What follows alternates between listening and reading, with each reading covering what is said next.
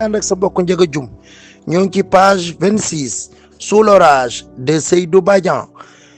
ñi ngi yemoon fii gone yi jeunes yi ñi reetaan mag ñi ci yoo xam ne mag ñaa ngi koy def ñoom xamuñu ko ndax li ñuy dem ca école ya tax na am nañ yenn gisin yu bokkut ak gisinu mag ñi léegi gone yi di reetaan mag ñi léegi nag ci page 26 nag mi ngi war a ñëw ak ñun ci mag ñi ñoom it dañ doon reetaan ñoom it gone yi ndax lii xale yi def ñoom xamuñu ko ñoom it moo tax mu ne de l'autre côté ci beneen wet bi le père Benfa et Sibiri père Benfa ak taawam bi ñuy wax Sibiri riait également quelquefois dañ daan reetaan ñoom it yenn saa yi il riait dañ daan reetaan lorsque les jeunes jamono boo xam ne ndaw ñi leur disait que les maladies étaient dues à des êtres bu leen ndaw ñu waxee ne ndaw ñu waxee ne que feebar yi day sababoo ci ay boromi bakkan day amee ci ay bakkan ñooy waral feebar yi di am si petit borom bakkan yu ndaw a ndaw nag la ñu doon qu'on ne pouvait les voir à l'œil nu nga xam ne mënuñu leen a gis ak bëti kese Père Benfa laaj ne ko et comment les as-tu vus yow naka nga leen gisee nag yow toi yow petit menteur wakkatu dëgg bu ndaw bi nga doon yow mi nga xam ne doo wax dëgg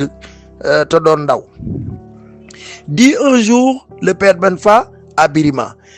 père Benfa wax na ko bés Birima il riait doon nañu retaan ñoom mag ñi lorsque Birima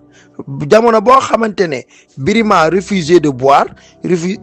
Birima daa bañoona naan dans la calebasse commune ci leget bi nga xam ne ñëpp ci daan naan ñëpp ko bokk di ci naanandoo Birima su bañ a naan ci leget boobu père Benfa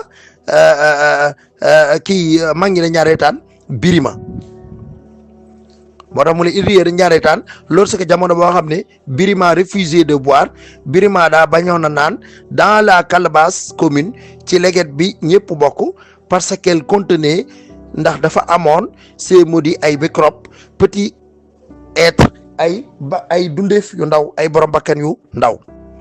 un jour benn bis Birima reçut un soufflet Birima jotoon na am mbéj a pes pour avoir dit ba mu waxee ne waaw kon bis boobu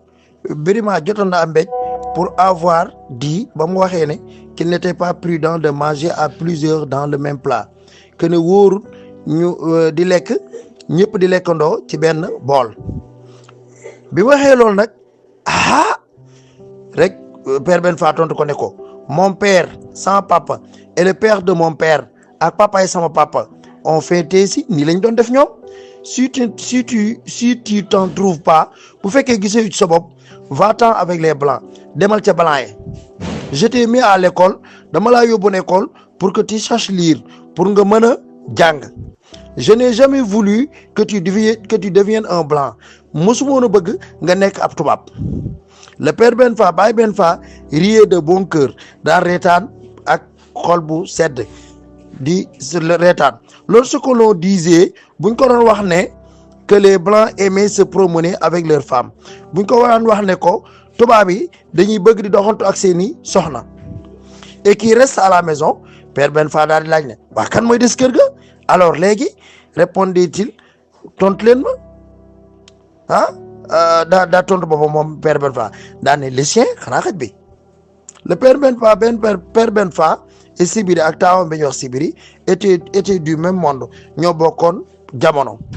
un monde que les jeunes trouvaient jamono boo xam ne ñoom ndaw ñi dañoo gis ne étrange ñoom xamuñu ko et barbare ba pare dafa sauvage dafa nekk dafa bàyyi maye né dans le petit village dafa juddu woon ci ab village bu ndaw qui a vu grandir son père mu gis ne papaam fa la papaam màggee woon façonné à la manière ancestrale ñu yaree ko ci yarin wu njëkk wa Sibiri moom loolu la dund Sibiri stupéfait ses frères Sibiri danaan jaaxal ay frères am danaan yéemuloo ay frères am ay rakkam quand il leur parlait de son enfance su leen daan wax ak ndawam ak goneem et des principes ak doxin wa nga xam ne qui avait guidé ses premiers pas moo ko tette ci aw yoonam bu njëkk foofu mooy page 27 bi